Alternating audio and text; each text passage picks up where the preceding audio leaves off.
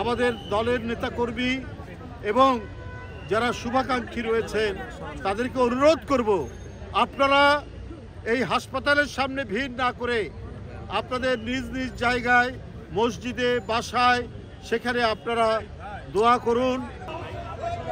আমার মনে হলো চিকিৎসকরা তারা প্রাণ করে তার চিকিৎসার চেষ্টা করছেন।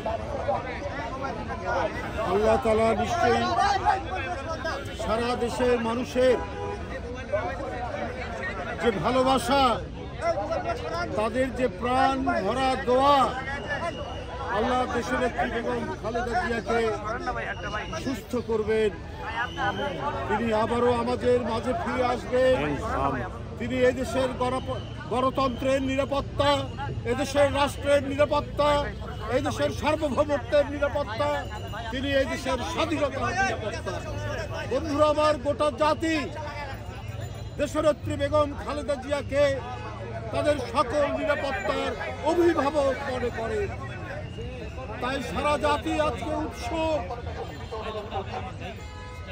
সারা জাতি আজকে এভার কেয়ারের দিকে তাকিয়ে আছে। জনগণের ঢল আজকে এভার কেয়ারের কাছে এসে পৌঁছেছে। আমরা অবশ্যই সবাই আল্লাহর কাছে দোয়া করছি, আল্লাহ আমাদের প্রিয় নেত্রীকে তিনি সুস্থ করে তুলবেন। আপনাদের মাঝে আমি আবারও বলেছি, আমি চট্টগ্রামে মিডিয়ার মাধ্যমে বলেছি, আমরা জানি আমাদের দলের নেতাকর্মী, আমাদের শুভানুধ্যায়ী, আমাদের শুভাকাঙ্ক্ষী, আমাদের সমর্থক দলের এবং দেশের আপামর জনসাধারণ তারা অত্যন্ত গভীর শ্রদ্ধা করেন।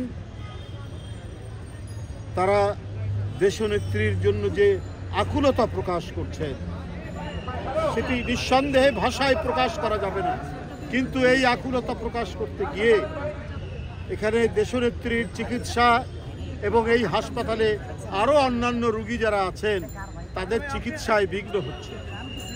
এই কারণে আবারও আপনাদের মাধ্যমে বলতে চাই, আমাদের দলের নেতাকর্মী এবং যারা শুভাকাঙ্ক্ষী রয়েছেন তাদেরকে অনুরোধ করব, আপনারা এই হাসপাতালের সামনে ভিড় না করে আপনাদের নিজ নিজ জায়গায়, মসজিদে, বাসায়, সেখানে আপনারা দোয়া করুন, আল্লাহর কাছে মোনাজাত করুন।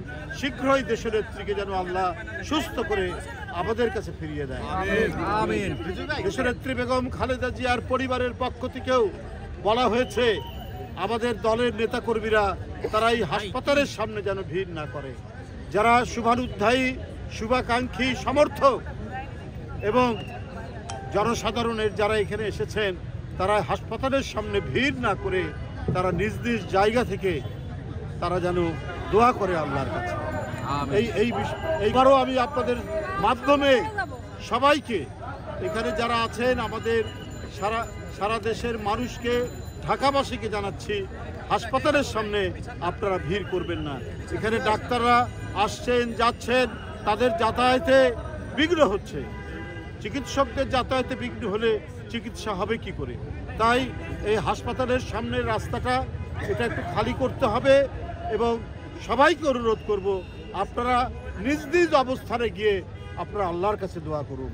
এইখানে ভিড় করলে পরে এখানে চিকিৎসায় আপনার বাধা পড়বে, বিঘ্ন পড়বে। যাই হোক, এইটুক আমি আপনাদের সামনে এই পর্যন্ত এটুকু বলতে চাই। আবারও আমি আল্লাহর কাছে দোয়া করছি, আল্লাহ যেন আমাদের নেত্রীকে, আমাদের প্রিয় নেত্রী